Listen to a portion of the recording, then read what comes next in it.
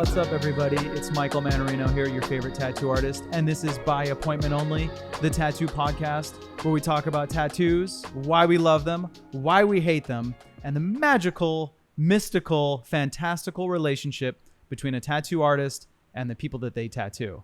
Now, I'm going to do the introduction, and we're going to talk about who's here today, but I want to tell a quick story. We love a story. I went into the forest and I found ancient stones. Producer Corey's already laughing. Ancient stones. Ancient stones. And I started to move them around and touch them. And suddenly, out of the grass and the dirt came an ancient goddess. And she said to me, I'm going to give you one podcast guest. And we're going to talk about mystical, fancy, spiritual, amazing, cool things. I'm going to give you Amor. And I said, okay. And she said, I need you to do all these crazy sacrifices, pray to the full moon, and then on a Thursday, Amor will be here. Tonight. And you appeared at 8 o'clock promptly.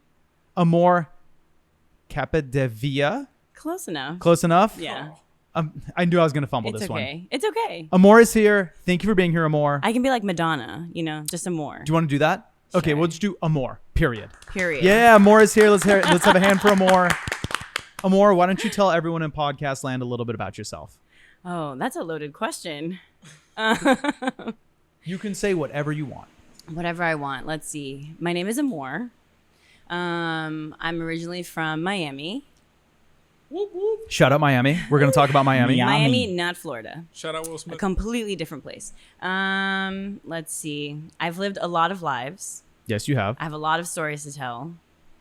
I really enjoy being outside and hanging out with people. And I'm excited to be here to be with you tonight because our friendship bloomed on this table. Straight up. I would say that of all of the wonderful humans that I tattoo, and I noticed listening back to other podcast or other episodes of this podcast that I would say like, oh, this person, I would kind of like say the same thing over and over and again. And I realized like with you especially, if I had to pick one person that I was like crazy fast friends with, it's you. Like, I feel like I was maybe 10 minutes into tattooing you and I was like, oh yeah, this person's cool as hell. Like I really get along with her. We have very, very similar vibes and we like a lot of the same stuff. And even back then, I think this was during the pandemic. Yeah. I had even kind of like toyed with the idea like, oh, I think I want to have a podcast one day and you should come on it and all this stuff. And here we are. We made it happen. You're here. You manifested this moment. It's true. I manifested this. Fellas, Whoop, whoop. I manifested this moment. So you mentioned that you're from Miami. I'm from Miami. Let's talk about Miami. Let's talk about it. I love Miami. I obviously only go there to vacation. Mm-hmm. Like you said, I'm not really fucking with Florida. Correct. But Miami's super cool. It's beautiful. It's fun. It's exotic. It's hot and sweaty and everyone's beautiful and there's so much going and on. Naked. Yeah, everyone's like half clothed. The food's good. So when you were a little girl growing up in Miami, do you think that that type of atmosphere shaped the person that you are today? I would say it definitely did. I think that there's aspects of growing up in a tropical place that, on top of everything else that you said, that is exactly who I am. Like, I love the ocean. I love being outside. I think I'm a very vibrant person. I think people in Miami know how to have a good time. Definitely. But also, on the other hand, I think that there's a lot of community still and rooted in all of the different areas just because Miami's built from immigrants. So culturally, it's very diverse. And I'd like to say that I'm a very diverse person, too. So there's obviously all the bad stuff. My parents were very overprotective with me growing up because they were teenage parents. And so I'm not mad at that. So I feel like they saved me from a lot of things that I didn't need to experience. But I have a very beautiful and intense and colorful Puerto Rican family that has plenty of stories of things that I can share about that I didn't have to go through firsthand, thankfully. Yeah. But that I was surrounded by. So we'll get to talk about a lot of that. I've definitely, one thing that you and I have talked about a lot is your family and your relationship with them and how they're very like colorful and vibrant and intense, even in certain ways. Very and it's intense. Again, something that from knowing you, I feel like it plays a really big part in who you are. So you're a little girl or a teenager, you're in Miami, you're living it up. The sun's shining. It's humid. You can have empanadas whenever you want. All kinds of delicious stuff. I'm sweating profusely. Yeah, you're sweating profusely, drinking delicious fresh juices. I actually didn't really eat a lot of empanadas growing up, but Oh, really? No. What'd you eat a lot of growing up? Pastelitos. What is a patalito? Pastelitos, like, it's almost like a dessert. It's like flaky and it has like guava inside. Oh, I know what you're talking about. Yeah. You Sounds guys bomb. They have them at Porto's. Porto's, Yes, exactly. yes, I haven't yes. been to Porto's because What? I'm vegan. Oh. We're going to talk. Oh, yeah, that's producer Corey, our first fellow vegan on the pod. You like cats or dogs? I love dogs, but I own a cat. Okay, I'll take it. It's fine. We're gonna talk a little. We're gonna have vegan corner at the end of the pod tonight. Just when I was doing the questions, I thought about having vegan corner just for you. Amazing. I I'm feel like drinking a vegan in vegan this- Spanish latte right now. It's delicious. Yes. I feel like vegan was like in all caps at the bottom of the notes that you sent, maybe, or maybe I'm imagining that. No, I it was. Oh, you know what emphasized it in my was? Is head. I did vegan and then vegetarian ? Because I wasn't sure if you were Maybe. still doing that. Yeah. But so in the colorful, beautiful, wonderful scape that is Miami, Mm-hmm. what was the first thing that you noticed as like a little girl, as a teenager, that you felt like artistically drawn to? Was there anything? Was it maybe a mural or nature or something you saw at home where you were like, wow, this is really beautiful. I'm really connecting with this. I would probably say the ocean. I think I am a very big beach bum, and from a very young age, my family, I had the privilege of having extended family that had like houses in the Keys, and so I would spend a lot of time always like on the water as a kid and like be on boats. And so I think my place of peace and my place of like where I feel most inspired has always been like the beach. Do you still feel as connected to the beach here as you do in Miami? Because our beaches here are kind of booty. Like it's not as good as. Yeah. What? You can't really get in the water here. Yes, and the water is like bath water Yeah. on the other side. Let me tell you. Oh yeah, that was my favorite part about visiting Miami. Was I was like, damn, like the beach is mad nice. It's super gorgeous, and even though it's like scolding fucking hot, you're like, yo, like this is actually like, It's paradise. it's chill. Yeah, it's Yeah. nice. Yeah, I mean, except for the other day, because I heard that the water in Miami was like at 110 degrees. Yeah. Which No at that point you're way. like cooking. So, you know, the ocean here sounds a little bit more appetizing at that point. Making human soup. Human soup. A nice, delicious human soup. On Miami Beach. But I think I really love the temperature over there. I think there's just being by the water in itself is very therapeutic for me. I do love going to the beach here too. I don't do it quite as often as I did in Miami, but you know. Well, as you know, I'm a Pisces, and I have a amazing and a very, very strong connection to the water and the beach and being near water and all that stuff. I'd say once a month, I try to go to the water and just see it and be around water, but I've never felt so connected to the ocean like I did in Miami. Like the second I got in it, I was like, I do not want to leave. I want to stay here. This is like everything I want to do. Yeah. On the topic of something like water, to me, that is something very spiritual and something that like connects me, something that centers me. Do you feel like as a little girl or as a teen, did you kind of notice that you had this spiritual side where you were connected to nature, or you were connected to other people, or is it something you found later on? I think I definitely had, like, I was aware of it. I just didn't know the words to put it into context and like make it make sense. But I think I've always very much been who I am today. Just I understand how to express myself better and like understand where the root of it is. But as a kid, I've always just been very connected to like life itself and just people and nature and everything. Is your extended family, are they like spiritual, or are they religious? Is it something that was kind of a part of who you are, or is that a completely separate thing? Probably a separate thing. I think that when I think of my family and like religion or anything like that, I was not raised very religious at all. I knew that we were like Catholic, but my grandma had like a Bible by her bedside table that Hell never was yeah. opened. It was her mom's, and it was there as more of like a sentimental thing. But I did have family members that were into a lot of different spiritual things, especially being like Caribbean, that I had no part of being, but they were there.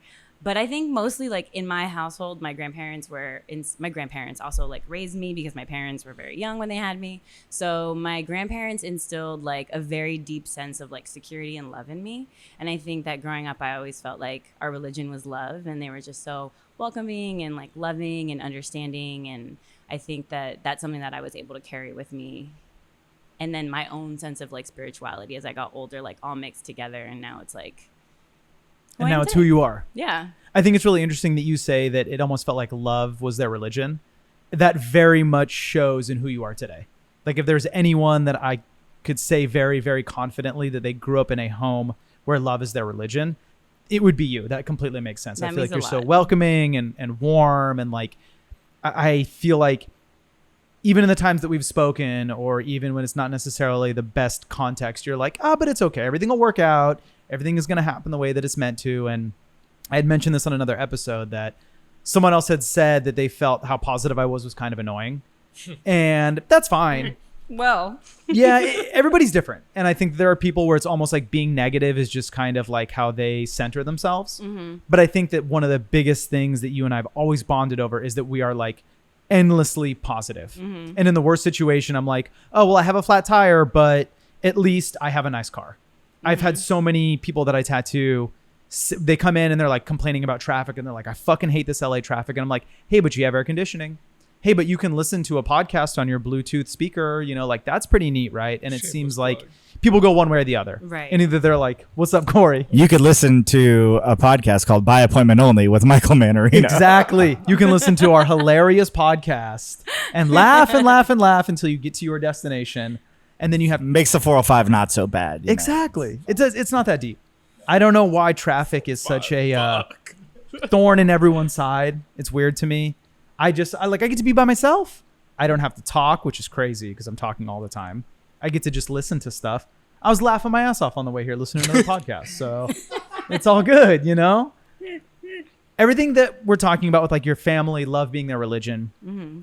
I have a lot of, whether it be Latin, Caribbean, South American, Mexican, I have a lot of friends that fall into that space. And they're wonderful humans, and they're some of my favorite people. And I've been very, very verbose about saying that one of my favorite things about Los Angeles, Southern California, having a shop in East LA in the Arts District and all that stuff is that Latin people are what built this city. And so much happens on the back of Latin people here. Mm-hmm. For you, how was it growing up in like a Latin home where it's very intense and very loving, but I'm sure also like it has to have a yin and a yang. It can't just be like love, love, love, love, love all the time. Was that good? Was it bad? Is it something that you look back on fondly? Yeah, I think interestingly enough, I was thinking about this on my way here for some reason, but like in most Latin families, I think when you're migrating to a new country, you like seek support within each other. And so you always have like 7 people living in one house, and you just learn how to maneuver around that. And for me personally, like my grandfather was the only person that was working. And so I learned that, you know, you have to work really hard. And my grandfather was one of those people that instilled a lot of like, for being from that time period, and growing up in a place where he could have been super machista, like he was so open-minded and very loving in the sense of me being a woman and just encouraging and being like, don't depend on anybody, like get an education, like work really hard so you can support yourself so you don't have to depend on anybody, which was very rare. So he always instilled a lot of knowledge, but a lot of like hard work. And everyone else in my family, like my grandmother instilled all the love and the discipline. My grandfather was like kind of in the background, but like worked every single day of his life. And so there was definitely a balance in there. I think that the craziness came when we would like get together and have parties and kind of reap the benefit of, you know, my grandfather working and all of us being together. And when you live with a lot of people, there's just a lot of craziness happening. Do you ever miss it? I do. I think it's, as an adult, I think I would go crazy just because I think I've found peace in my life now. Yeah. But I think that I do miss the family dynamic that I had when I was a kid, and, you know, everybody always being together and being on top of each other. But as an adult, I definitely like my personal space. So. That makes sense. I'm sure like as a kid or as a teen, it's like, oh, there's always people and there's food and there's music and dancing and all things this stuff. To do and people to bother. Was it when you were a kid or was it when you were a teen that you first started to notice tattoos? Like when did you first see tattoos? Oh, so funny enough, my dad is definitely more of, I think, like the one that's rough around the edges in comparison to his sister. And you said your parents were teen parents, correct? My parents, yeah, my mom was 18 and my dad was 17 when they had me.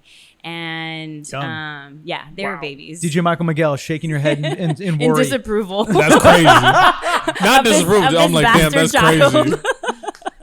I mean, my imagine- mom was 16 and pregnant though, so there's that. There you go. Imagine when you were 17 years old if you had like a little one on the way. Never. Fuck, that kid's gonna be fucked up. Can you imagine when my exactly when my mom was my age? I think I was like 16. Oh my God. Can you Does that- imagine me having a 16-year-old right now? It's crazy. Do you feel like, and this is like off topic, but do you think because of that, now you guys can connect a little bit more? Like you see her and you're like, yo, Yeah. when I was your age, you had a 16-year-old. Absolutely. She didn't know shit what she was doing then. She still doesn't know. My mom will literally text me now and she's like, thank you for being the parent. And I'm like, I got you. Like, we just have this dynamic where my parents and I grew up like siblings. So Yeah. very interesting. But I don't remember what we were talking about. Oh, I'm sorry. When did you first see tattoos? What was the first time you When like did saw I a tattoo? So my aunt, which was like, love my aunt to death. I'm spitting an image of her. She was like the smart one, like the one that wanted to do everything right. And she went to school and became like a microbiologist and all this stuff. She has one tattoo that Okay. she got when I was a kid. The only person I ever saw that had a tattoo, and she has a tramp stamp, Hell yeah. Oh, which wait. I love. We're campaigning for not calling them tramp stamps. My apologies. It's called a lower back tattoo. Nah, what was the other one? Like a license plate or something? technicality. Yeah, I think Mila called them license plates. Yeah. License Uh, plates. We want to take the way because okay, if we were to call it a tramp stamp, then I'm saying that with love. but that means your aunt whom you love is a tramp. Maybe. Hey, let her So get that. I don't know what Come on. happened Okay. behind closed doors. But Wow, people can't have hobbies anymore. Like, what the Right. fuck? Listen, people Just trying to have a good time. people can be sexually adventurous and not be a tramp. A tramp is like a Right. negative term. But I feel like if you, I apologize. Amor, you don't have to apologize on the stupid podcast. You have nothing to be sorry for. I just love that this podcast has created these weird little games. Your parents divorced? Yeah, They are. They are. Yes. Wait, is this our 17th episode? Yes. Like no bullshit. I think we're 17 for fucking 17. Yeah. I don't think I have interviewed a single person 16. whose parents are still together. Oh no, and thank God for that. Where is this 16? 16. Oh, 16. 16. Marissa's parents. And they're like, I know. And they're like deeply in love. But for them. outside of that, like, So, 15 out of 16. I think it's 15 out of 16. Like, I Those are Hall of Fame numbers. hold on. Patrick, yes. Robbie, yes. Other Robbie, we didn't get that far enough into it. Probably. Kayla. No, her parents are divorced. Yeah. Sean. Yes. Jess. Kenna. Jess, no, and her parents are really cool. Joe and Z. Yes. Mila. Yes. Both Robbies. Yeah. Robbie, drummer, bartender, we don't know. Keenan. Yes, because remember he said he lived with his dad. Yes. Yeah, that's pretty much then us, and Yeah. we already know where you all come from. So we're more We know where we come from. birds of a feather. Hey, Fly 13 for together. 15 still. That's those are pretty numbers. fucking Yeah. good. And it's interesting the two people where their parents are together, their parents are like so in love. Like Jess's parents are the cutest. Well, I would hope so after all this time. Exactly. And you have like a grown ass kid. Yeah. Her parents are like straight up like crazy Boston trash. It's really funny.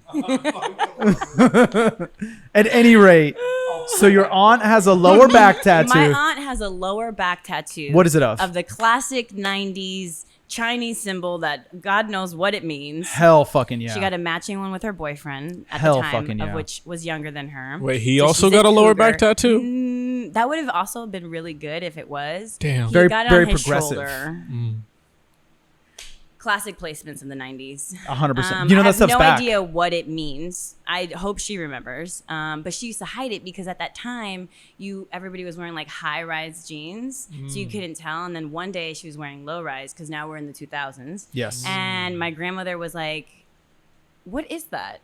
And she was like so embarrassed because she was just like the golden child. And so there was always a negative connotation behind it. I remember my dad at some point being like, we were at a restaurant and our server had tattoos. And he was like, "You can't get tattoos because you're not gonna be able to get a job." And I was like, "You sound like you're 75 years old." You're like, this guy has a job. He's serving us. Right. I was like, get over it. But I mean, everybody's entitled to their opinion. But Totally. my dad till this day does not have a tattoo. How does he feel about yours? He ignores them. It's just like this is a thing that Amor does. Yeah. So funny story was I was in my kitchen and I was cooking, and we had all been at the beach earlier, my place of peace. And my dad was over, my whole family was over, and my best friends and I are very, very close knit. And so we do everything together. So my dad's in the kitchen and we're talking, and I'm like, oh, Dee and Cynthia will be over. We were at the beach earlier, but they went to go get a tattoo.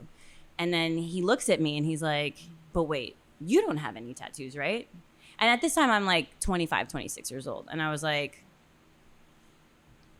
as I'm looking at him to answer, Alex, my best friend, of whom I got a matching tattoo with, which was our first tattoo, she sees us and she's like, oh, skirt, turns around and walks out of the kitchen immediately. She's like, I think I need to go home. I'm not going to be a part of this conversation.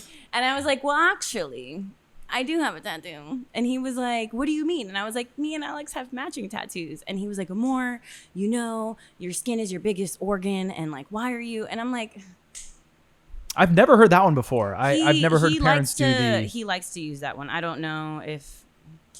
But he eventually got over it. And now every time I go back to Miami, he sees that I have more tattoos. And he says nothing about them. And I love it that way because, I'd rather him understand that we don't need to spread negative energy. Yeah. If you want to admire them and say how beautiful they are, I'm here for that. It just is what it is at this point. Yeah, There's no stopping you. I mean, at this point, he's just like, I'm a grown-ass woman. What he's going to tell me? Yeah, totally. I pay my own bills. So you got your first tattoo with Alex? With Alex. And what was it and how was that experience? That was a lot of fun. Was it in Miami? It was in Miami. It was in Miami. Okay. We had no idea where to go. I had absolutely no idea about anything about tattoos at the time. And so we went to like one of those like franchisee tattoo spots like in the beach. And was it in South Beach? Uh-huh. Hell yeah. And so a couple days before this happened, I think I actually got my tattoo on Valentine's Day, if I'm not mistaken, with her, which is very fitting because we're lesbian lovers, but not really, but we are. And so Alex is a Leo. Uh-huh. And, Leos are very, strong about their opinions, and she is very much that. And I had told her, I was like, I'm going to get a tattoo to represent the both of us. We've been best friends for so many years. Like, I love you. I want to get something on my body that represents the both of us, but not your name, because I'm like, I don't want to have to like cut my skin off if one day we're not in each other's lives. Totally. And so you wouldn't have to do that, by the way. There's like 10 other things we can do before you. That's where my brain goes. So it needs to right be to dramatic. cutting it off. Okay. Yeah, cut it off. Cool. And so I was telling her, I was like, I want it to be something cool and like geometric, just so that it's not like super obvious. And so I'm going through these things, and both of our names start with A. So I was like, oh, it'd be cute if we got like 2 A's. And so the idea evolved. So we go to the movies, and her brother, which is also my best friend, we were talking about getting tattoos because we were going to do it together. And I'm like, yeah, we're going to go tomorrow. And she just like politely enters the conversation, and she's like, yeah, I was thinking that it would be really cute, like on my finger. And I was like, bitch, you just told me that you would never in your life get a tattoo, let alone like you said this yesterday. And yes, all of a sudden today you're she's ready completely to changed her mind. Gung-ho, talking about placements. And I was like, okay. And like Alex is very yes or no. So at this point when she said maybe, I was like, oh, she's getting it. And so we go to this random tattoo shop all together. I think there was like 6 of us that all decided to get tattoos that day. Oh, and she literally beat me to the punch. She was like, I'm going to get mine first. And I was like, go right ahead. Damn, I'm okay. never going to get a tattoo. She doesn't really care for it, but I mean, I love it just because it was our first tattoo. And yeah. It's really cute. I think you're the only person I've ever known that got their first tattoo in a group. Because most people, it's like for me, I went by myself. Like Emily went by. What about you guys? What was your... Yeah, mine was by myself. I got it the day after my 18th birthday. Like I I went, mine the day like of. my girlfriend at the time came with me, but I got tattooed alone. Did you, Michael Miguel? I was in New York. I said, hey, uncle, do you know a shop to get tattoo? And he said, what? And then, yeah. And you got So tattooed. what? And he's like, I know the guy. He didn't know the guy. He walked in, he's like, what's up, fellas? And it's just dead silent. He knew the owner, but the guy tattooing me didn't know that. He just met that stranger. guy, and I was like, sick. Hell yeah. Yeah. Do you think that, like, as you're from getting that first tattoo to now, has your aesthetic and like taste in tattoos changed? Absolutely. Yeah. I think I had no fucking idea what I was doing in the beginning. I was just like, oh, this is cute. Yeah. And I just got it because it meant something to me. But I think that I learned a lot about tattoo artists and like the types of tattoos that you like, and like not everyone can do that for you. Yeah. And just becoming pickier. I think that I got very blessed and lucky to have met you, and like you're my guy here. Hey, so. thank you. We're gonna talk about it. We're gonna get like We'll we're get gonna into do it that later. whole fun part. Mm-hmm. So you were living in Miami. Living in Miami. We're gonna fast forward a bunch because we don't need to talk about why you went from Miami to LA. We're just gonna drop you in LA. Okay. Okay. I feel like it's easier that way. It's whatever you want. This is your show. But you're the guest. It's not about me anymore. It's about you. You know, you can ask me whatever you want. I know. But I feel like there's certain things it's not necessary to talk Okay. about. We are now in LA. Amor is now in LA. We're Homeless shits. a lot of other stuff. Yeah. Los Angeles, California. City of Angels, baby. Whole 10 years of my life, poof, finished. Don't worry about that stuff. It's not neither here nor there. When you first got to LA, now as someone who born and raised here, and then went to go visit Miami, I was like, this is fucking paradise. Fuck LA. I'm never going back. How was it for you doing the reverse where you went from paradise to crazy Los Angeles? I mean, Miami is crazy. But it's crazy in a different way. I Like mean, crazy we were just talking about some crazy stories earlier. Macaroni Tony. Shout out Macaroni Tony. Yeah, shout out Macaroni Tony. Tony. I guess it's because I only know like vacation Miami and like Right. fun Miami. I've never been in any part of, I mean, like I've been like to clubs all night, but like never Right. like I'm in a bad neighborhood or this is hectic or whatever. So for me, it's like Miami's forever just paradise Right. and it's like vacation time. But I mean, there is a pretty palatable difference, even from just driving around Miami and being in Miami and then driving around LA. They're two very different cities. Yeah. And I would almost say that LA is like prettier than Miami. Really? Do tell. Yeah. What makes you say I that? think for me, when I'm driving around too, it's like, unless you're at the beach, obviously Miami's the shit. But when you're talking about like architecture and like history, Yeah. Miami doesn't really have a history outside of it being built in the 80s on drug money. So That's very cool, true. But also I think someone that appreciates architecture and like I work in interior design, like just the eye of like what you could see here is just really beautiful for me. You know, the tall palm trees, it's just a contrast. And it might just seem more beautiful to me now because I lived in Miami my whole life. So I'm like so immune to what that looks like. But yeah, I mean, as soon as I found out that I was moving here, I remember going back to Miami. I was here on vacation and got a job and ended up driving across the country 2 weeks later. And as soon as I landed in Miami, after I knew I was going to move here, I was like, this doesn't feel like home anymore. And it Crazy. just was like an instant thing where I was just like, I knew I was meant to be here. And I don't know. I like romanticize LA in my mind right now. So But you also strike me as the type of person where, like, at the end of the day, if you had to move to Anchorage, Alaska, I think you'd make the best of it. And you'd be like, oh, it's so beautiful here. I There's think so. moose and bears and salmon, and I like all that stuff. Right. Like, there's, is it meese? No, I have no idea. Mooses? It was It's not moose? mooses. It's just moose. I think it's moose. it's yeah. just moose. just a If pack you of said moose. it right. Just meese is a funny word. Yeah, I like meese better. Look at that meese. I really like the way that you curate pretty pictures on your Instagram, like on your stories, Thank you. and how you do like architecture and nature and architecture and then like a wild animal and then nature. And then my outfit of the day. Exactly. I really enjoy seeing it. Is there anything in particular about LA that really, really inspires you? Like when you get up in the morning and you're like driving to work, or if you're like in a good, is there anything that you see where you're like, oh, I fucking love it here? Yeah, I feel like honestly the sky here is to die for. When it's obviously not cloudy and this long ass winter. Producer Corey, you okay? No casualties. Living, baby. Let's go. Did you drop your phone? Yeah.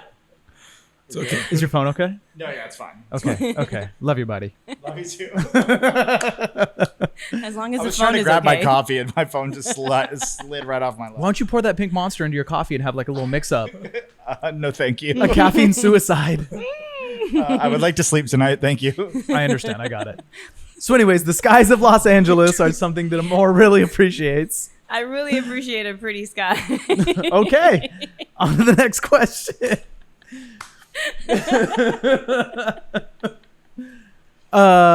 Do you This podcast is both the greatest and most embarrassing thing that I do. It's amazing. dude, no, listen, if anyone is like a big clown the majority of the time, it's this guy. I'm the one who This like guy. yeah, I do all the embarrassing stuff around here. You look good doing it, so it's fine. Thank you. That's what I do.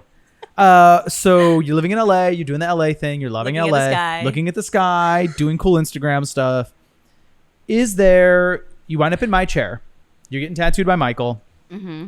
In your experience between getting tattooed in Miami and getting tattooed in LA, is there kind of a palatable difference, or is it like same? I would say that it's probably different. I think it's also just different in every tattoo shop that you might go to. You Yeah. know, I think that I generally attract an energy that resonates with me. So I feel like I've been very lucky to walk into places that feel very much like home to me. So the place that I went and got most of my tattoos back home, they were like an extension of my family, and they Yeah. were really cool and very artsy. And I feel like in a way you're similar but different, No, I understand. you know? But I would say the energy is the same, but definitely different. Just a different vibe. Yeah, just a different vibe. So let's talk about tattoos a little bit, because you're the first person on the show who has different tattoos from everyone else that's been on the show. So I'm going to say 90% of the people that I tattoo look like me, Corey, DJ Michael Miguel. Bold lines, full color, or a certain type of vibe, you know, someone like Jess, where she's covered in like black and red, traditional kind of stuff. Whereas you are very much into fine line, understated, very simple, very, very delicate. Do you think that that's an extension of your personality, or what drew you to that type of tattoo versus being like, because even with the tiger that we did on your forum, I feel like that is the one where like we're kind of dipping into both. Yeah. And you were kind of like, okay, well, I want to get this as small as possible and not fuck up the detail and all that stuff. And outside of that, I feel like everything else has just been lines or words or things of that nature. I also have my cherubs. And your cherubs. How could I forget about the cherubs? So you've been very good about kind of, I feel like, dipping a toe in both ponds. But what is it Should about? I take my jacket off? Sure. Yeah. Show everyone. I mean, show that sounded everyone kind of your nasty, tats. but- Show the tats. I was like, show my what? I wasn't coming on. I wasn't gonna say it, but I heard it too. I was like, Gosh. whatever. TATS people. Tats. So the Tats, not tits. So as yeah. everyone can see, Amor has a very different aesthetic. A lot of letters, a lot of numbers, a lot of like simple, delicate things that are very meaningful to you. So let's talk about that. And let's talk about how you got there. Like, let's talk about like the serendipity one. Because I did that tattoo, and I know that tattoo was really, really important to you. Yeah. I feel like words hold a lot of meaning, and I think that I like to particularly say that all of my tattoos are like my Girl Scout badges that I've acquired through different chapters of my life. And it's like usually things that I'm going through, or like a lesson that I'm learning, or something that I'm trying to attract more in my life. I think is like when I can be very impulsive with my tattoos.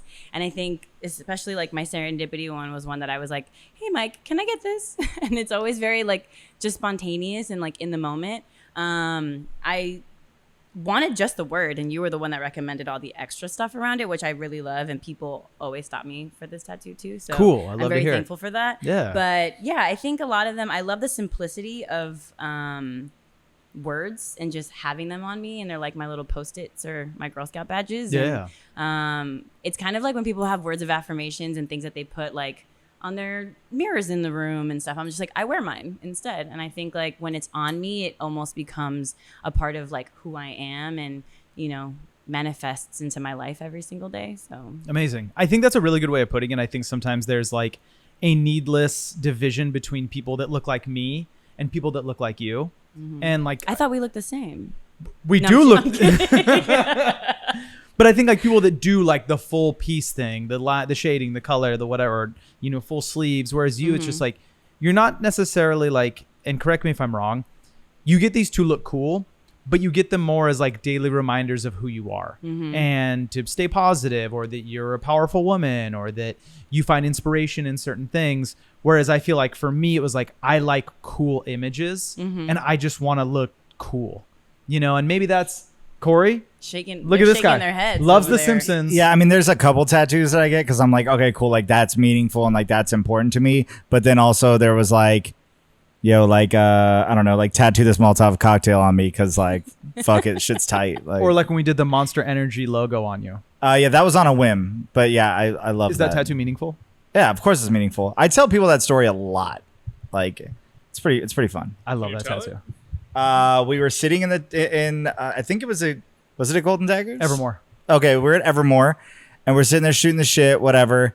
And somebody goes, "Oh, like Corey, you should just get a Monster Energy tattoo. Like, you should get the logo tattooed on you." For fun. And I was like, I mean, like I would fucking do it, like whatever. And somebody goes, "Shenanigans." It was Sarah. Sarah goes, Yeah, it was "Shenanigans," and immediately Michael goes, "Hey, can I get a stencil of the Monster Energy logo so I can tattoo Corey in about 10 minutes here?" And just immediately like 10 minutes later was getting this tattooed on me. So And now it you was have fun. it. And now I have it forever. It's a really good tattoo. And now every time I show up here, there's a Monster energy drink waiting for me. So That's it's what we nice. do. So would you say 100% of your tattoos are meaningful? It's okay if it's less, because for me, it's like literally 10%. It's definitely more than 10%. I'm going to say it's probably like 90%. That's pretty up there. That's Yeah. crazy. For someone that literally is just like, just put things on my body. Because I'm even going to like probably black out a lot of this with just like Japanese flames, because I just think it looks cool. Like And it's going to look really cool, which I'm all for. I think for me, I mean, even my first tattoo, it was like meaningful because it was me and my best friend. And then I have different tattoos with my other best friends that I have. And there's a couple that are like random ones that I was like, this is cute. Like My Little Planet. Like, yeah. You know? You just got it. It just felt good at the time. I think a lot of times it's like I can be very impulsive. I know that I can I don't want to say overthink. I think as long as I feel good about something, I instantly am like, yes, why not? That makes sense. Let's try it. What is your favorite? Like if you had to pick, I know this is such a loaded that's such question, a hard question. but what is your favorite? Okay. And I'm not saying this because you did it, but I'm gonna say my tiger because Hell yeah. it was my first like really big tattoo, and it's probably not even that big in comparison to some other people, but it's the biggest one besides my cherubs. On the Just back your of my cherubs, arm. yeah. And it was my first tattoo, I think, since I moved to LA, and I think I was in this chapter of my life where I was again like trying to be stronger for myself and just like take up more space, and so the tiger within itself was like just very meaningful and like kind of a new chapter in my life. Cool. And also because you did it. Oh, you're the sweetest. Well, I appreciate it. I love that tattoo. It was, I remember telling you this, it was the beginning of a cascade of me getting so many tiger tattoos. Like I posted that one, and then for like months, tiger tattoos. I got really good at drawing tigers because of you. But I got the first one. Yeah, straight up, the OG one. I remember it well. So, okay, on your wrist, you have the 44. I want to talk, or let me begin by saying this. I'm going to tell you a story. Tell me a story. We love stories. You were the first person to ever like really put the angel number thing in my head. And around that time, angel numbers became really popular. You know, I know, we know, everyone knows angel numbers are such a thing right now. And there are so many people walking around LA, especially with 111 and 333 and all these numbers tattooed on them. And it was something where I was like, I don't know if this is like real or if it's bullshit or whatever. And I started doing these flash sheets. And out of nowhere, I was like, you know what? I'm just going to start putting angel numbers in them. And I'm just going to start doing it as like a way to like put magic in the artwork and see if it works. And it works. And that was something where I was like, I almost like felt bad for thinking that it was silly, because like I keep doing it and the art gets better and people get it. And it's like every time now I'm almost compelled to put numbers in here because I believe that it puts some sort of weird magical spell over my artwork. Absolutely. So let's talk about that. Is it real? Is it bullshit? Is it subjective? Like, okay, here's another thing. The horoscopes. You and I believe heavy in that stuff. I am a Pisces through and through. Yes, you I'm are. such a Pisces. Producer Corey? Aries as fuck. Aries as fuck. DJ Michael Miguel? Virgo. Oh, that's right. You're a Virgo. Yerp. Amor? I'm a Capricorn. She's a Cap. And Capricorns and Virgos. Earth signs. Besties. Yeah, yeah. Thick as thieves. Earth gang. Yes. Do you think it's real? Do you think it's just a subjective thing? Is it something that like, I know you and I both believe that there's power in words and numbers and all those things. Where are you at with that? Okay. I think that everyone has their own sense of like their own belief system. I genuinely think that if you put a positive energy behind anything, that it will manifest into positivity. I think that us seeing, like, I like to say that when I see my angel numbers, it's like my green light moment where it's like the universe is like, you're on the right path, keep going. And that makes me feel good. And I think that because I feel good, it is only going to make me attract more of that. And so to say that it's fake, I would say no, because it's obviously worked for us. Totally. And many other people. But I also think that it has to be something that you like believe in, you know, and that you're open to receiving on the other end, because there's so much abundance in the world and there's so many signs that are constantly being thrown at us that if you're not paying attention, it's really easy to look at all the negative stuff that's happening. But the moment that you can anchor into the little things that make you feel good and you stay on like that positive train, it's kind of addictive. So I would say I believe in it, but again, I don't want to Yeah. dim down the light on anything that anybody else believes. But I think that if you're negative, you're negative. or humans want to try to put like a scientific or like a very cut and dry explanation onto things. And sometimes life just doesn't work that way. Right. Sometimes, but why do we need answers to everything? Exactly. If you just trust it and you believe in like Right. positivity, then Exactly. Like people that need answers to everything, I'm just like, you're going to have a really hard and difficult life yeah. because there's no right or wrong. I Exactly. mean, obviously there's wrong. But in the sense of like the decisions that you make and the path that you take, and if your life could have looked differently, like as long as you're a kind person and you're trying to be loving and just doing things that make you happy in life, there's no wrong path. Can I ask you, and this is like, I think I know the answer, but when you said like seeing your angel numbers, for example, is like a green light, have you ever had it be wrong? Or have you ever had to be like, ooh, that was a weird path it took me on? Probably. But I think that at the end of it, it's kind of hard to see it like when you're in the midst of it. But I think that in the long run, even like not every learning experience is going to be rainbows and butterflies. Totally. You know, I think that it's going to lead you in the path that you need to go, even though it might be uncomfortable, Yeah. but you're still going to gain something from it at the end. So there's definitely been times where you're just like, maybe that, I wasn't sure about that, but that's everything's a where- learning yeah, experience. Yeah, that's where you needed to end up in that moment. And I think I just trust in that. So it's like, I always try to look at everything, you know, glass half full, but Same. Now you brought your tarot cards. yeah, they're goddess cards. They're, by the way. I'm sorry. You brought your goddess cards. I apologize to the goddesses. Should we wait to imbue this podcast with a tarot reading right now, or should we do it at the end? Do it at the end. Producer Corey is saying do it at the end. At the Okay. end. We're going to do it at the end. At the end, we've been told. We've been told. Another thing, and we were talking about this earlier. Mm-hmm. You wrote a poetry book. I did. You published a poetry book. I self-published You a s- poetry book. You published a poetry I book. published a poetry book. I own it. I love it. It's very beautiful. Say that shit with your chest. Yeah, say it with your chest. Say it with Come your on, fucking God. chest. Hey, has I anyone else published here? a poetry book. There you go. There we go. Let's hear it. Thank you. Hey, producer Corey, have you published a book? No. Hey, DJ Michael Miguel. Really? No. I mean, maybe a fitness thing. Bro, I barely know how to read. And I will say no. So there's only one person in this room right now who has published written words. That's pretty fucking impressive. So Thank you. much of it is about being a woman, about femininity, spirituality, who you are, finding yourself, your heart, everything that makes Amor Amor. Can you tell us a little bit about that and your process and how you found poetry and writing and all that stuff?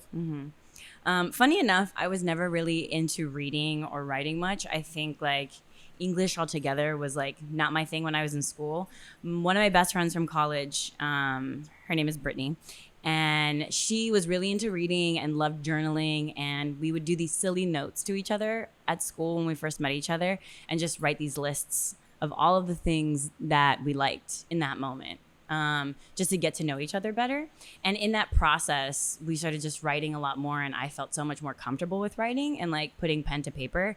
And at the time, I had a Tumblr, like everybody did, and I would go and just like talk about my feelings and just like let that kind of just live on Tumblr. And this in conjunction with manifestation as well was I stopped writing as much at some point because I graduated college and then I got a job and I had bills to pay. And Wait, are you a hurricane?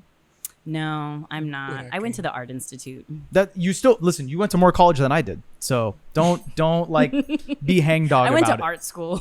Yeah, you went to a school. Not UM, but you know, I am from Miami, so whatever, we can represent. So you are a but- hurricane. I am the hurricane. Why do we always talk about college mascots on the show? No fucking idea. It's so fucking random. This is you. You do this. I know. shit. I'm the one where people say a city, and I'm like, oh, the Georgetown Hoyas. Like, I don't know why I How have the to. fuck do you know these things? I just heard one today, and I want to look it up now. The War Eagles. What the fuck? Yeah, Where's that? it's somewhere in the South. I have to look up where it is. And it was like a joke was made about this fictitious person going to like a hectic college, and that they would be a war eagle. But apparently, that's a real mascot. So I need to look it up now. We're gonna Get look back it up to right us now. on that. Oh, there you go. DJ Michael Miguel's looking it up right now. It's in the deep South, I There you think. go. In scary Auburn. places. Oh, that's right. A It's, war eagle is Auburn's battle cry, not a mascot or nickname. So it's a phrase. oh, okay. So Auburn, like they're like we are. That's so hectic. Yeah, war eagle is Auburn's battle. Blah blah blah. Deep significance among the Auburn family. who use it to greet and identify with each other all over the world. Oh, that's fucking weird. That's really fucking weird. I don't like that at all. Seems very culty. You know what I'm saying? Yeah, especially down Not south. like UM. She's like, we could never be like Yeah, that. not us in Miami. Not no. us in Miami. With our great tans. So you went to art school. I went to art school. You're doing and Tumblr. I was doing the You're Tumblr getting the thing, poetry. and I was like, I would come back like every 6 months and read my blog post and be like, oh my God, all of the things I said I wanted to do happened. And so it was like, I learned this association of like manifesting through my writing. And I would just do it like every time it would like come to me, and like it was like a yearly thing. So writing was never really a big part of my life, but I felt so much like satisfaction from reading my writing that I found like it to just be therapeutic. And so in my 20s, I started to just like write things in my notes all the time. And like, it was like, if I was feeling some type of way, I would just like jot things down, and it just became this like exercise for me. And I had absolutely zero intention of ever putting a book together, let alone sharing it with anybody. It was just more so for myself. And I'm a creative person through and through. And I was just like, one day I was like, it'd be really dope. Like I have 5 years worth of like all this writing that I've put together, like I've been holding on to, that has so much of like things that I was processing, and it'd be really cool to put in like a little coffee table book or something. Yeah. And it was like an idea that was like kind of in my head for a while. And then right before I moved here, I decided that I was going to put it together. And then I moved here, and then the pandemic happened. And then I was like, I have all this free time to do a project that I really didn't want to do, because I was like, I just feel like you have to feel inspired to want to do things. And like, you should never do things out of force. Yes. They should feel like they're coming naturally to you, or that you're in a space where you're receiving the energy to make it good, And so little by little, I started putting things together, and I'm really happy that I self-published it, just because I learned so much of like what it took to make that all come together, which was a pain in the ass. But I'm really happy. And I never, even when I put the book together, was just like, oh, you're a writer, or like, oh, you're a poet. I just always have downed it, because to me, it was just like something that I went to that was like therapeutic, and then ended up kind of coming together as an art piece for me. Yeah. So it's still kind of odd for me to be like, yeah, I have a poetry book. I mean, you are a poet. You published a poetry book that's really good. Like I said, I own it. It's in my bookshelf. I just suffer like a lot of people from imposter syndrome, and I get it. Listen, I live with it every day. steps. I understand. But it's very good poetry. Thank you. It's very well written. It's beautiful. Anyone out there that is thinking about self-publishing a book, do you say do it, or you say no, do it? 100%. Why Do it. not? If Fucking people want to do buy it. your book, is it still available? It is. It's actually, I self-published it through Barnes & Noble. So if you just like type in Moments of Love by Amor Capdevila, it will come up. So there you go, people. We'll put a link in the show notes. Okay, cool. Oh, thank you. Buy Amor's book. It's beautiful. I'm not just saying that. I gain nothing by lying to you. It's such a sweet book. I appreciate sat down that. in the morning with a cup of coffee, and I was like, I'm going to do this. I'm going to read it. And I was like, this is so sweet and beautiful and well thought out and interesting. And for me, it was a really nice insight into a woman's mind. Because I can kind of assume, or I can not assume, but I can kind of try to think, well, if I feel this way, then maybe a woman feels that way, or this or that. But for me, it really gave me a unique insight into what a woman's thinking, which I think is really beautiful and really dope. So you have some of the best and tightest friendships I've ever known. Alex, the fucking coolest. I've met Alex. Yes. D, the fucking coolest. I've met D. You are one of those people where you did a really good job. And in a way, I would say even producer Corey is really good at this too. You have your birth family and then your friend's family. And in a way, you almost bring your friends closer. Because birth family, like sweet Devin, we love Devin, but Devin can be Devin. He's something. I love Devin though. I have a soft spot for Devin, but he's family. Yeah. And it's hard when like two brothers share a group of friends. In that same way, we all have our own friend groups, but yours is really tight, really, really tight. And you guys have a lot of matching tattoos. We do. Does that ever worry you, or is it something where like you don't care even if you stop being friends? Do you feel closer to them because of those tattoos? Absolutely. I think people care too much about things that they don't need to. Yeah. And like, it was a moment in time. It was a moment in time in your life that something felt right. And I don't think that anybody should ever feel bad. Like, I have friends that are like, I want to remove tattoos. And I'm like, but for what? Like, I get it. People used to get like all the Jesus stuff when they were 16 because they thought it was cool. And like their parents are going to be okay with it because it was about the Bible. And you're like, okay. And now they're like, I want to get it covered. And I'm like, but why? Big shout out, Robbie. Yeah, exactly. Another Oh, no. This podcast also is always like heavy shitting on Christianity and Christian tattoos. Man, I feel like if we ever had any Christian listeners, they're long gone. They're like, fuck this devil What? podcast. I mean, they're invited, 2023, there's like not that many Christians left. right. And so it's just like, at that point, you got it at some point because it meant you really want to get a tattoo, and maybe your mom was really into religion, you know? There was a meaning behind it at some point, you know? Yeah. And I think that for people to want to shame or want to hate something, like, I have a matching tattoo with my ex-husband. That's part of the chapter that we're not talking about. And Fuck him. Yeah, fuck them. no. Fuck your shit. No, No, you know what? no. Actually, Amor's not a. See, this is why I Absolutely wanted to not. avoid this conversation. I'm too nice. No. I genuinely think that most things have an expiration date. And I think that you are meant to be and share space and energy with people for a certain amount of time. And when it's not working anymore, then it's okay. Totally. You don't need to force things. You just need to send each other away with love. I hope he's doing well. I hope he's thriving at life. I'm thankful for the however many years that we spent together.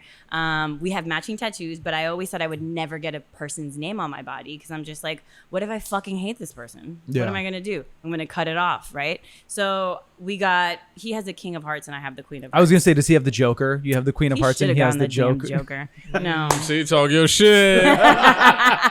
Little sly ass comment. No, he has the King of Hearts.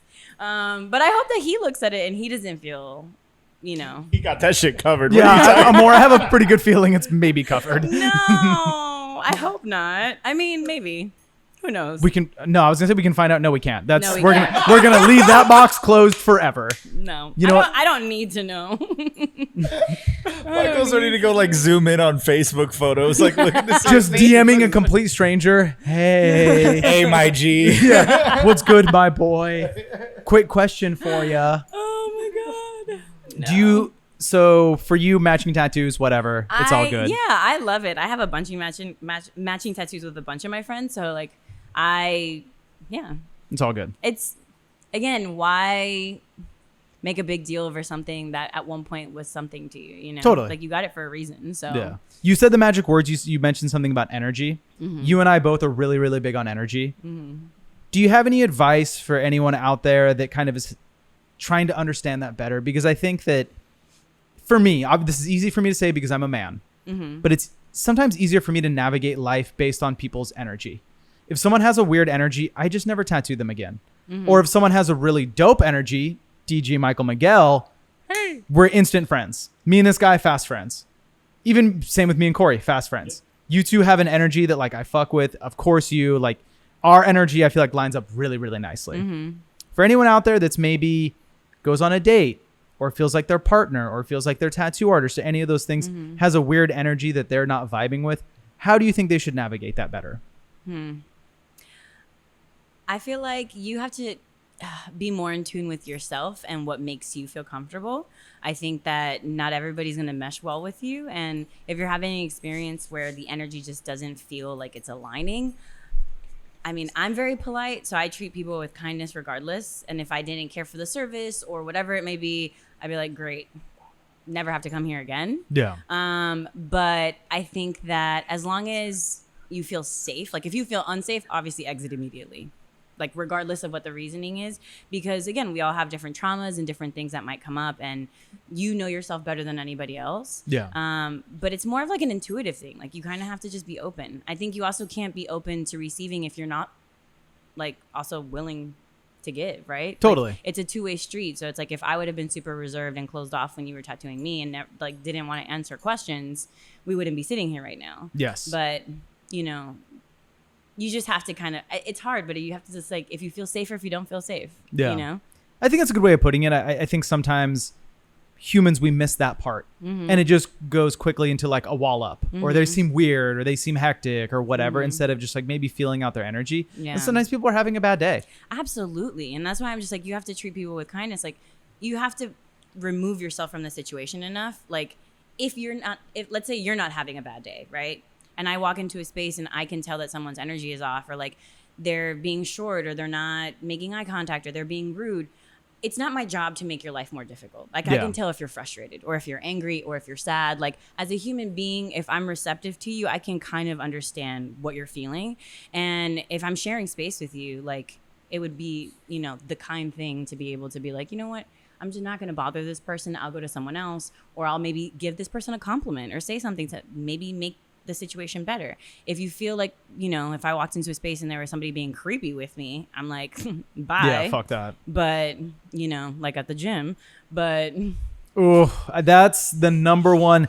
And as DJ Michael Miguel, a employee of a gym, we've talked about it many times. It's so awkward. to be a woman in a gym with straight men. I I'm literally so saw sorry. it. I'll explain the story off pod. I felt so bad for her. I was like, just enjoy your workout. Oh my God. I'm going to tell you guys like this very short story. I was at LA Fitness. Please, let's hear it. I was at LA Fitness, and now I'm going to the one. Well, I'm not going to tell you guys where. I'm going to.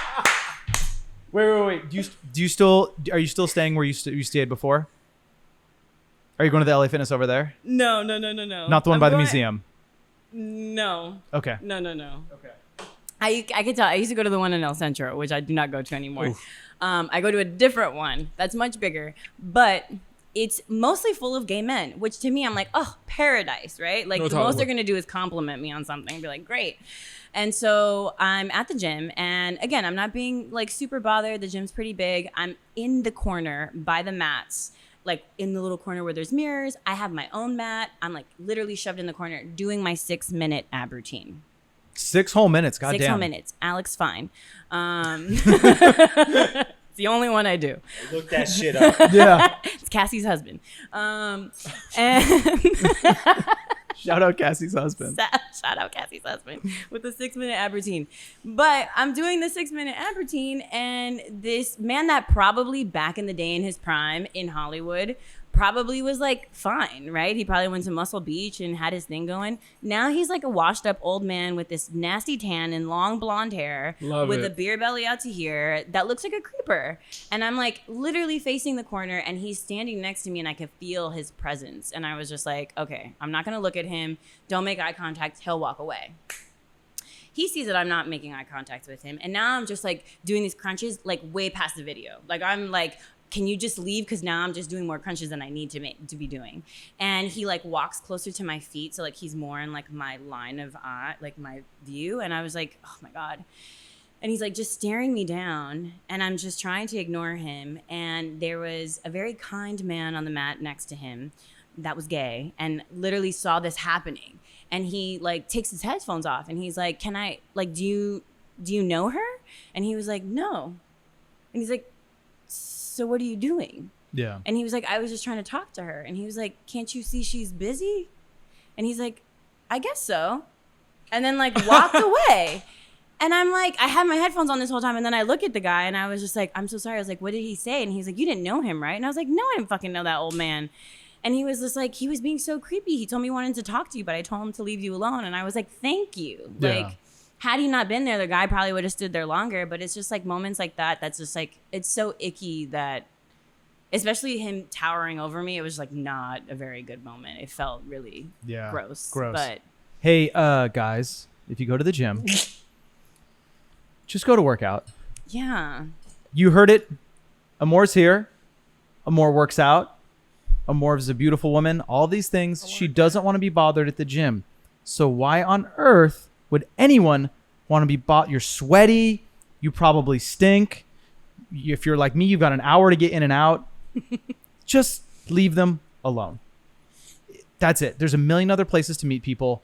The gym is not one of them. Just one tip: don't go to the family bathrooms. The Really? family bathrooms. Yes, Weird shit happen in there? goes down. Ooh, I don't like that. I don't like that at all. Just don't go. Okay. As Thanks someone that for works the in a gym, fair warning. thank you for the crazy I'm warning. not going to the family bathroom. That was very cryptic. That's all you need to know. Okay. There's no words. Before we get to the back end of this, Corey, Amor, now's your chance. Vegan corner. Do you want to say anything about the virtues of being vegan? What's your favorite vegan spot?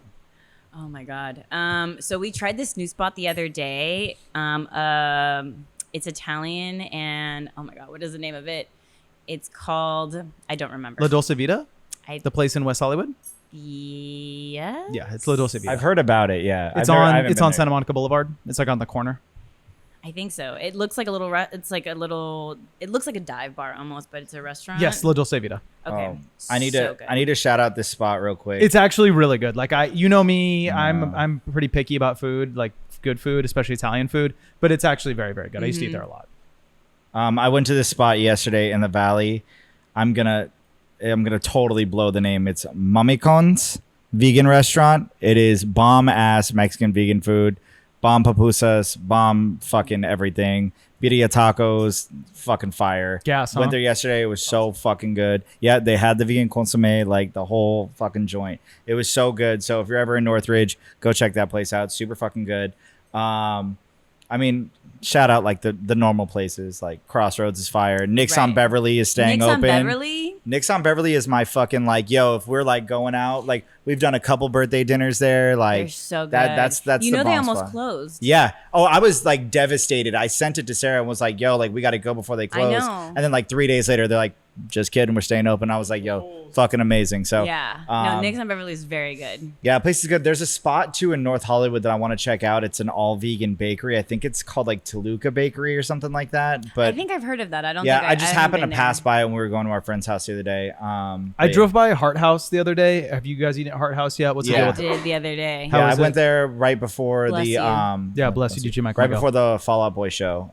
Is it I good? took like the whole family there. Yeah, everybody liked it. I mean, I took my mom and like my brother, and they're not vegan. They enjoyed it, and it was cool. It's like fast this. food. Yeah, it's the same thing as like honestly, it's very very like comparable to Plant Power. If you've been Okay, there, okay. Yeah. I've been to That's Plant just- Power with you. Yeah. Same vibes. Like it's bomb. It's really good. I enjoyed it. Yeah. Tatsu, you like Tatsu ramen? Tatsu ramen's good. Yeah. I will say though that my all-time favorite vegan spot to eat at is my house. Oh, that's fair. Damn, fair. what a flex. That's Cafe cool. Amor. What do you make? Everything. Oh shit, my bad. Yeah, honestly, if you follow Amor on Instagram, she be cooking like every single night. When I first became vegan, my ex and I like he used to be the better cook than me at one point. Yeah.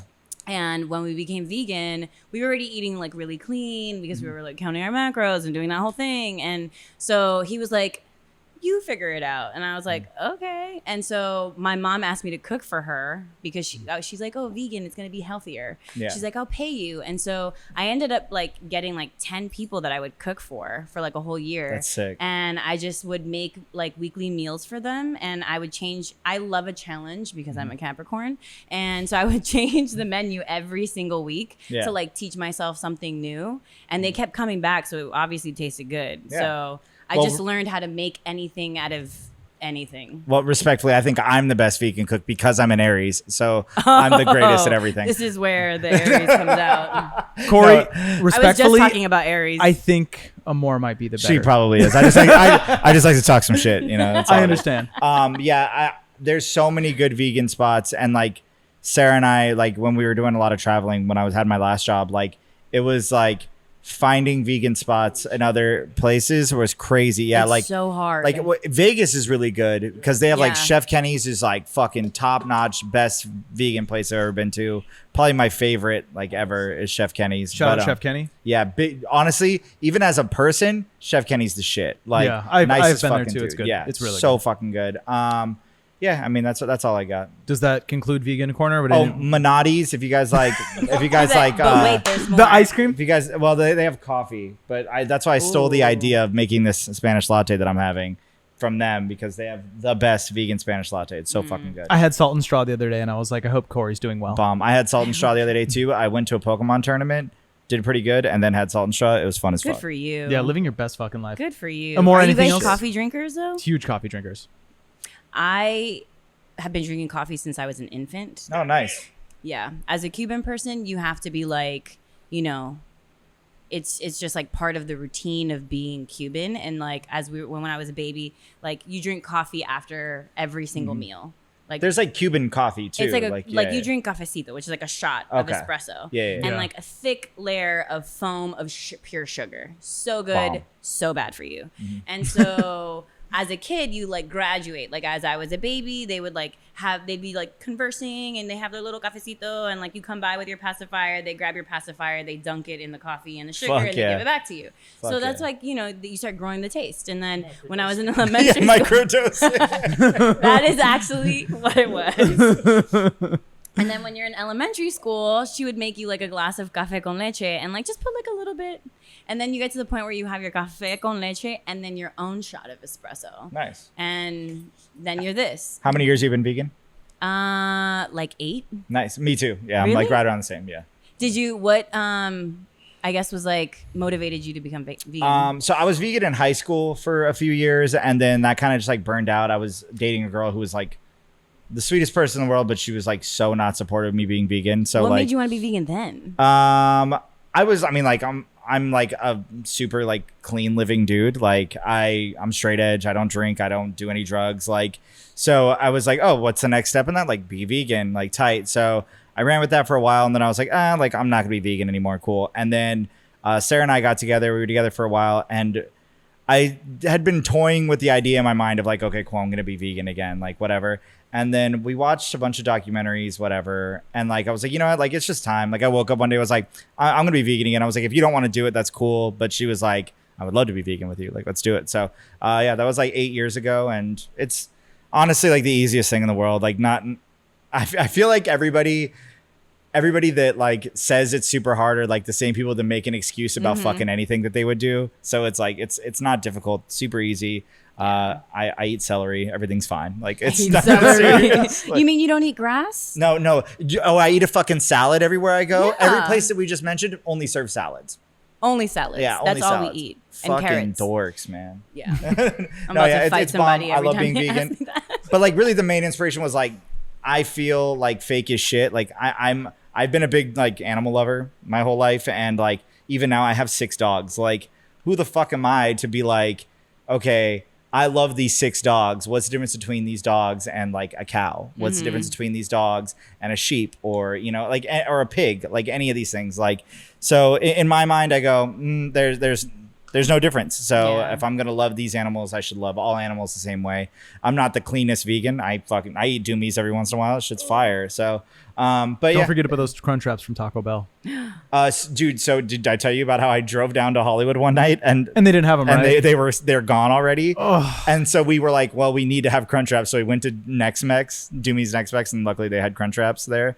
But like, it was just not. It's not the same. But Do you I want me did to have make it them? once. Like I can if you give me the money to buy all this stuff, like I'll come to your guys' house and make them. It's not like the point is not the making it, because I can fucking the make Taco it. Bell. It's the idea that Taco I can walk Bell-ness into of a it. Taco Bell. I can walk into a Taco Bell, get a Baja Blast, get a Crunch Wrap at fucking midnight, and eat It's that. the Like, experience. yeah, exactly. That's true. That's true. I Taco will say Bell that's always tastes better at like any time after 12 a.m. 100% yes. And that's the other thing is like being that people ask all the time, like, what do you miss? What do you miss about being vegan? And I'm like, the only thing that you miss is like convenience, because sometimes Right. when you're out with a bunch of friends, you're like, there's really nothing I can have. But like, French fries. go to French fries, yeah, hella sides, Lots and lots of sides. hella chips. Literally.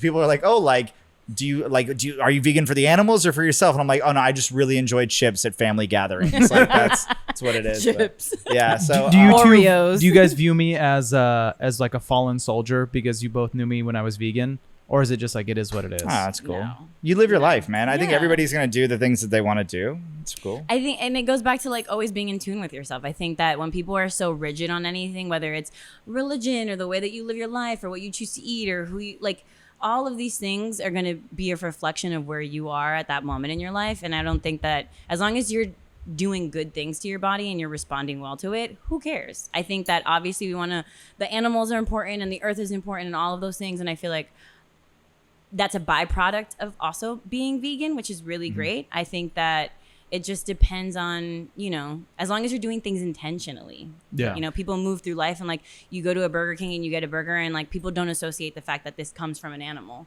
And so it's like if you were to make this person go kill the animal and then make their own food, they'd probably be like disgusted by it. Totally. Yeah. So it's like we're so desensitized to so many things that we don't know where it comes from. But again, that comes with being intentional of like, am I putting, for me more so than anything, like when I was 18, I became vegetarian and I did it for the animals. I was like all about PETA. And then I got really sick and ended up in the hospital. And so my dad took me to a pollo tropical and was like, you're going to eat this fucking chicken and you're not going to get up until you finish it. And then I started eating meat again.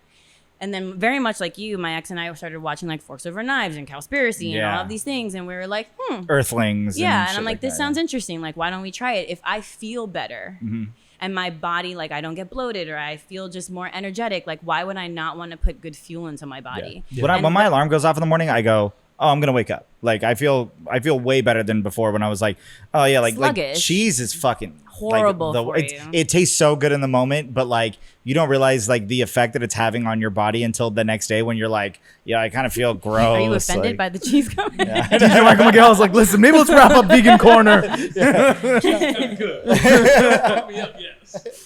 yeah, I mean it's great, and I also like the same way as you and more like I think it's really corny to like be forceful of your feelings on anybody, like no matter what that's about. Like I feel different about a lot of shit than a lot of people, but I still have love for people that feel different, you know. That's all good. I mean everybody, as long as you're happy and you're doing your thing, like you said, there's positive intentions behind it, fuck it, man. Live your life, like it's all good. Very well said. Well that concludes Vegan Corner. I'm glad we got to have Vegan Corner. I think I don't think I know any other vegans. Yeah, I think you're gonna be the only one. If another, glad that this is the only vegan corner that will exist. I will let you know if it happens again. We'll maybe have you come in as a guest to like quickly speak as well for the next vegan corner. Maybe I'll bring like a vegan dish. Okay, even better. Yes, I can make you vegan picadillo. Okay, I'll take it with arroz y frijoles negros y maduros. All of those things. Yes. With beans and rice. Yes, chef. Hands, chef. Before we get to your magical mystery question, because it's a really good one. Oh no. Is there anything that's really inspiring you right now? Anything that you're really drawn towards? Any future plans for tattoos? What's the plan for Amor's future? And what's really, really inspiring you lately? Oh, I would say I've been having a lot of fun with like just dressing up and like feeling really comfortable and having fun with like clothing.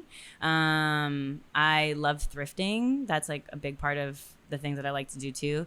I feel like my writing is like coming in waves and I'm trying to trust it as well as like reading and stuff. But yeah, I feel like I'm a little disappointed with music. I feel like music is kind of like in a very like lull kind of place. And I'm like, can somebody just come up with something original? Because if I hear one more remix of a song from the 90s that I loved that now I hate because you fucked it up. Yeah. Don't listen to K-pop. That'll really mess with you. No, thank you. No offense to anybody that listens to that. New Jeans kind of hits though. I don't know if you've like taken the time to listen to New. You like Blue Jeans? No, they're called New Jeans. New Jeans. Sorry, my coworker loves New Jeans. I like New Jeans. She's played them for me, and I do enjoy. It's not that I go deliberately to go listen to it, but like if you're at the gym or you're like going for a run, it hits. Yeah, no, I agree. But again, stop messing that around was, with I agree, and just looks at her ring. She's like, yeah, I don't agree with that shit. I just think about me at the gym and I just listen to murder podcasts. and then they buried them under the house, and you're like, this is fucking crazy. This shit is going nuts, dude.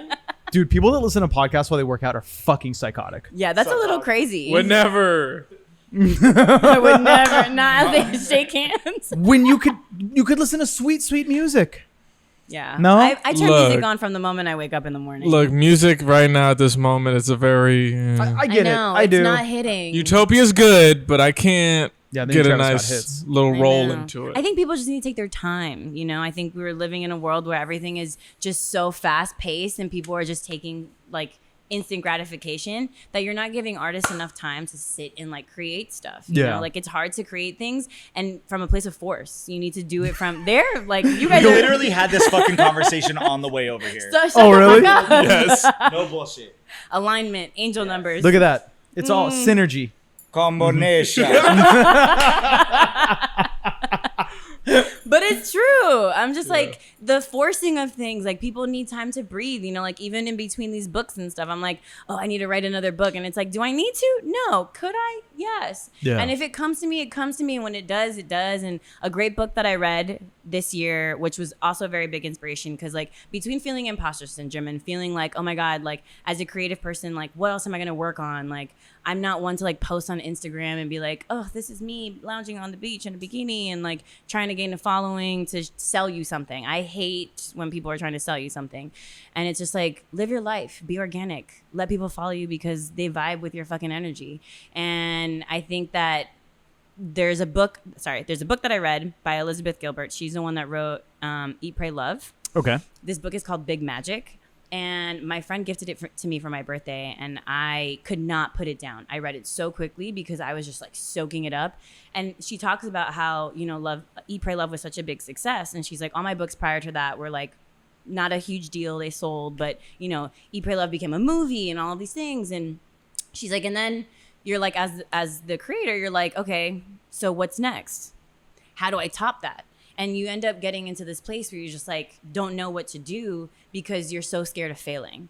And the whole book talks about how as a person, we're all creative beings and that we can live our lives creatively. And it doesn't need to be like these milestones in our life, but more so like, you know, sitting here and the mug feels just better here. It looks better there to me. Or like how I'm sitting or what I'm dressing like or how I plate my food or the way that I choose to make my bed. Like you could be creative in any sense and just living an artistic life and giving yourself the freedom of just maneuvering and like letting things come to you. And if something manifests into something, great. If people buy it, great. But like it takes so much pressure off of needing to be something and more so just like allowing yourself to evolve energetically and being in a creative space all the time. Cool. And like what feels good.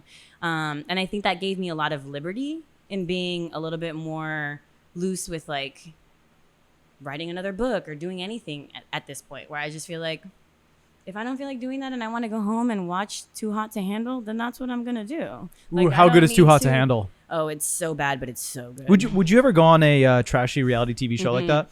I feel like it would be so much fun, but I feel like they would kick me off if I was really myself. Would you just be like too like positive and like let's just Yeah. I don't know if I would add any real entertainment. You guys been watching that new Temptation Island season? Dog, you know I am. Yo, you know I am. That shit go crazy. That it's you and I be texting each other about reality TV all the time. So every time I watch it, I'm just like incredible. This is as good as television's ever gonna get. Like where do they find these humans? I don't Dude, know. I was just thinking the same thing. Some of those people, where the fuck do they find them? I don't know. Did you ever watch Perfect Match on Netflix? Oh yeah. Oh, that shit was so fucking good. Dude, Love Is Blind is one that's mad crazy to me. Yeah. It's amazing. Yeah. I mean that newest season, the Queer Love Love one, yeah. That crazy. one? I could Wild. not stop watching it. Oh, it was so so good. good. Yeah, we were like Yeah. addicted. We were one of those people that were like, when they were supposed to do the live finale, like tweeting angrily at Netflix about like At how it wasn't up. Netflix. I was like, yo, you're fucking this up. You had one job. Like, Play immediately. Well, I'm for sure I actually just got audiobooks and I've been listening to a bunch of really heavy like crime noir novels. So I need to maybe like lighten it up. And that sounds really good because I think the idea of it's something I'm very interested in because I create almost like compulsively, but I do this thing and I've kind of realized it where I create and I make art in a way where it's like I'm constantly being like, it has to be better. It has to be better. It has to be better. It has to be better. And the last flash sheet that I did that I posted today, it was the first time in a long time I didn't do the it has to be better thing. It was just like, just have fun drawing. And just have fun. Like if no one gets anything off of this sheet, that's fine. I had fun just sitting and watching trashy reality TV and just drawing and illustrating, going like, okay, this is good enough. You know, It was time well spent. You know? Yeah. And I think too, it's just like people can feel that in something. Like sometimes it's hard to explain why something makes you feel a certain way. Yeah. But if you were doing it with the intention of like, oh, I fucking hate doing this and like I have to do this, like people are not going to resonate with that, regardless if it was the same thing that you probably drew before, but like the last one that you did, just you were sitting and you were like vibing with it and you were just having a good time and you were like doing it for the sake of doing it and doing it with love. People can feel that, and that translates through anything that we touch, whatever we create. And it's not something that I can like sit and like give you a fact that it's happening, but I think that just from my lived experience, and I'm sure yours, like you can sense that. Totally. You know? And just living more from that place is just, I think, the point of life, and just going with the flow of it. And things are going to happen when they're meant to happen. You know? Totally. You never, the doors are always going to be open in front of you, but it's whether you're paying attention enough to walk through them. Totally. Well, I've said this once. I'll say it a million times. You are a very, very, very wise woman. Thank And you. you always put things extremely well, and you see them through a lens that I very much relate to and very much respond to. I feel like every time we have these conversations, I take something really positive from them and always walk away thinking like Amor is so smart and so wise, and you are just, I'm really grateful that we've crossed paths in that way. Same. There's been other people on this show where I'm like, you're so crazy, you're in my life, whatever, it's all good. But I think that you and I really, really respond to each other's energy and understand each other and work in an artistic space really well together. And it's something I'm really grateful for. Let's get to your stupid mystery question. Uh-oh. And then we're going to do a tarot reading for the shot or for the podcast. Whoop. So we're going to do that. And then we're unfortunately going to say goodbye for the night. Oh, no. But let's get to the mystery question. What is the mystery question? Okay. So in the style of all these podcasts, I tailor a weird question to each person that is in some sort of fantastical universe. Okay. Okay. So tonight, I imagine you go home. Okay. And maybe you like say hi to Alex. You say hi to D. You tell them about the podcast. Maybe you have, it's getting kind of late, but maybe you have a nice little vegan snack. You get in bed with your sweet, what's your cat's name? Toast. I would have, not for $1 million, would I have guessed Toast. I don't think that's the first cat that I've run into named Toast either. Really? Which is funny. But there is no cat more beautiful than my cat. I very Shout much out disagree. Toast. Very much disagree. I have the most beautiful cat in the world. Listen, we both have tortoiseshell cats. What? Okay. Huh? She's so offended. Put a poll up. I can show you a picture. Listen, we're not here to litigate cats. This is true. We're here to I'm talk the one with the cat mug. because you're the special guest. All the special guests get it. And especially if they're a cat parent, it really brings all the cat energy together. Okay. Okay.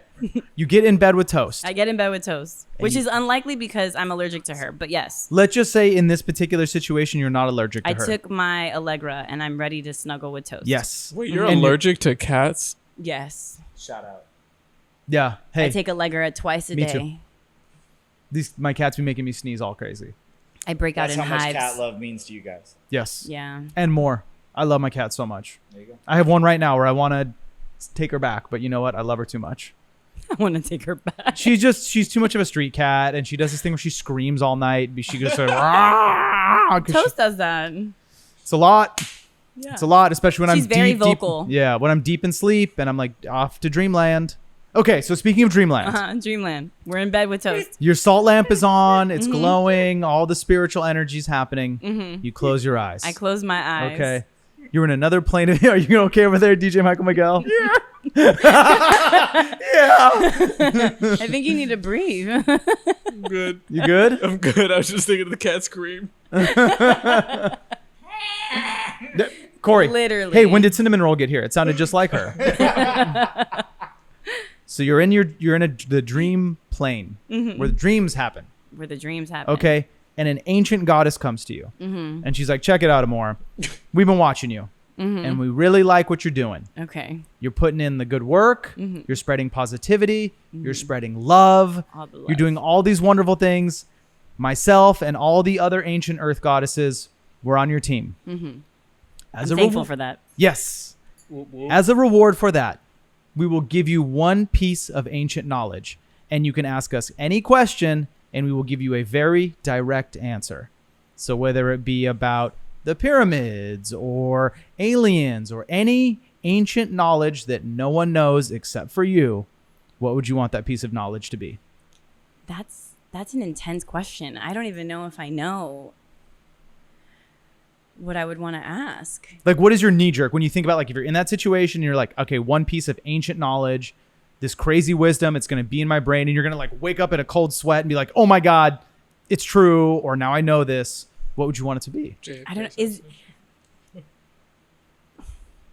Like, you just try to be like, are women smarter than men? And the Earth Goddess will say, yes, of course. You wasted your question. Right. But I know that. We all know that. Yeah, we all know that. I was Come just listening. I on. was just trying to paint There a was an picture. article that said that men don't mature until they're 45. I'm like, great. No, I'm almost there. Sick. I'm almost there. Got a couple more years. Congratulations. Thank you. I've got 7 more years to go, and then I'll be a full mature. I And will then have you'll be completed full mature man. a full mature So man. I'm I'll, like- I'll be over here with fart jokes while you're chilling. Right. So I'm like, okay, so I'll have to be 50 by the time that I end up with someone again. No, that's a lie. Yes, that's That's a a lie. I kind of like what we were talking about before of like just the mystery of life. Like there's questions that I just feel that I don't need to know the answers to. And I don't know if there's anything that's pressing to me in the moment that I would think of. Okay. So you'd be like, sorry, Earth Goddess, I know everything I need to know. Wake me up. I would be like, tell me some, I don't know, tell me some cheese. Tell me some gossip about somebody. Ooh. So you would want ancient gossip. Yeah. Okay.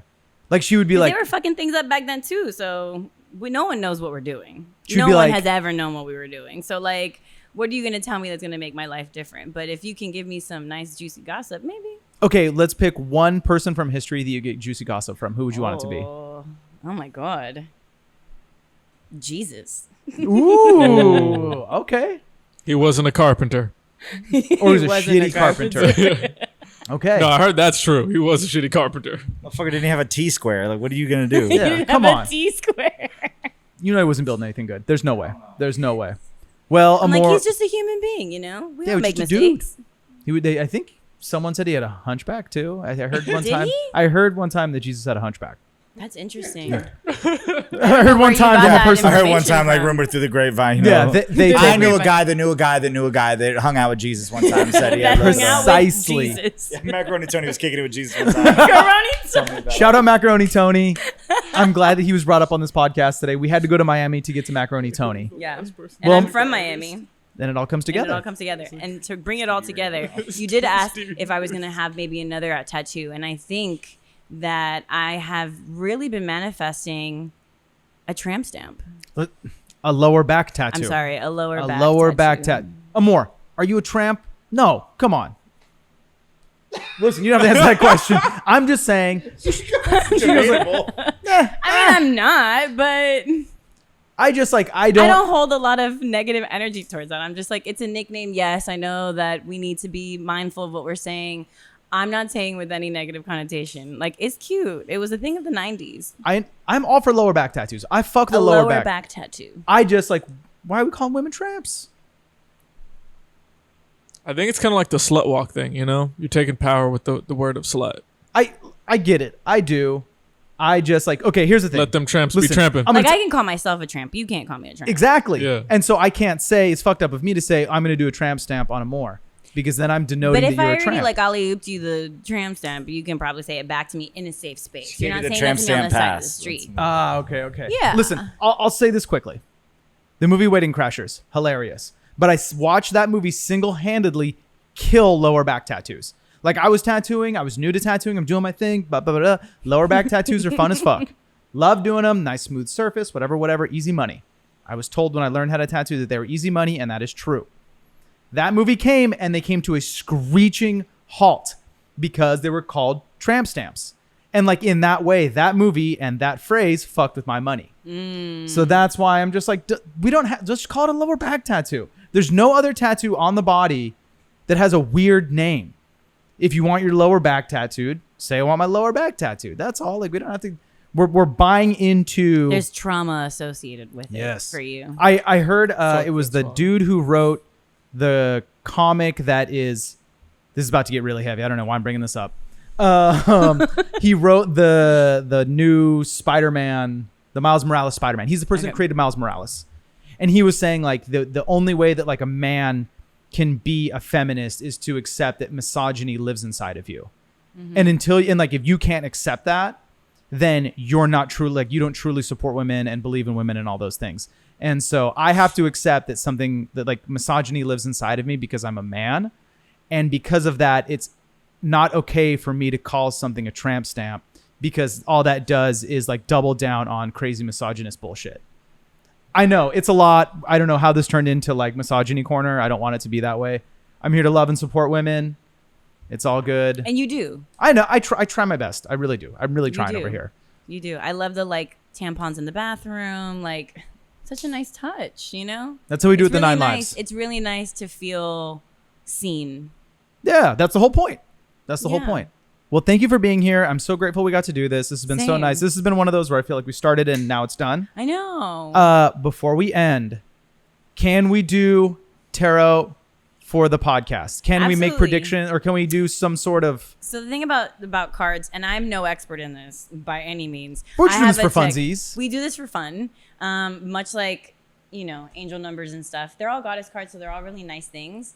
I like to do this when I'm feeling like I need a little bit of like some inspiration.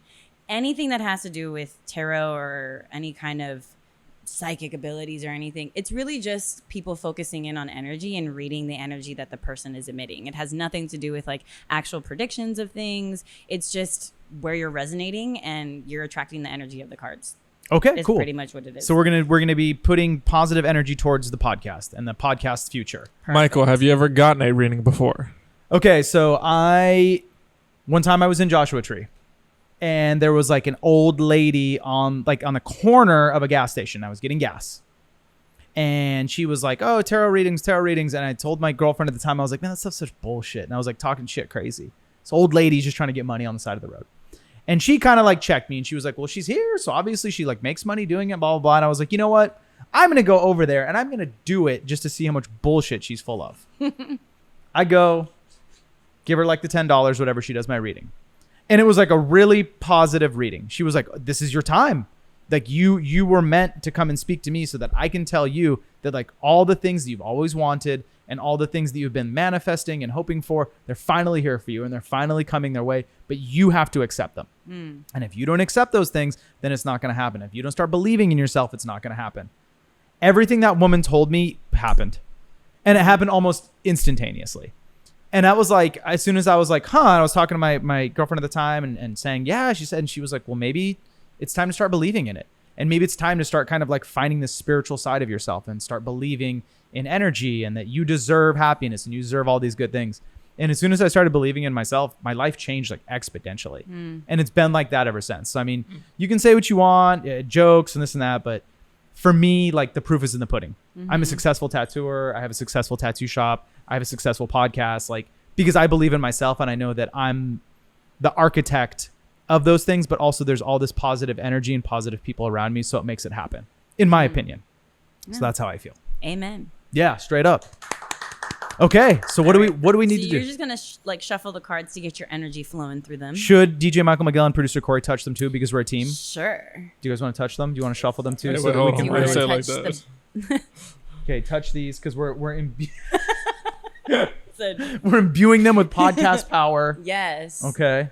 All right, very good. So these have been Okay, shuffled. these have been shuffled. And now I'm going to move away from the mic. You're going to pick. So how this works, you pick 3 cards. Should we each pick one? I think you should. So the first one is representative of the shit. past, which could be yesterday, a year ago, whenever. The second card is going to represent the present moment, and then the third card is going to represent the future. They're all goddess cards. They're all nice things. They may mean nothing absolutely to me, but they may mean something to you guys Okay. in the meaning of them. But yeah, so you can just like pass your hand along the top of them and just pick one out, leave it facing down, Okay. and you're just going to do like 1, 2, 3. Okay. All right. So I will do the first one. I will do past. Yep. Okay. Sure. I'm going to pick that one. That one looks good. Corey? Oh, you want me to? All right. I'm sorry, you guys are kind of shoved in the corner over there. I don't want to we knock didn't over think the this all the way plants through. again like we did last week. Okay. And now DJ Michael Miguel is picking his card. Third card. Okay. Alrighty. Let's see what you guys picked out. Okay. I'm going to see my wedgie in that.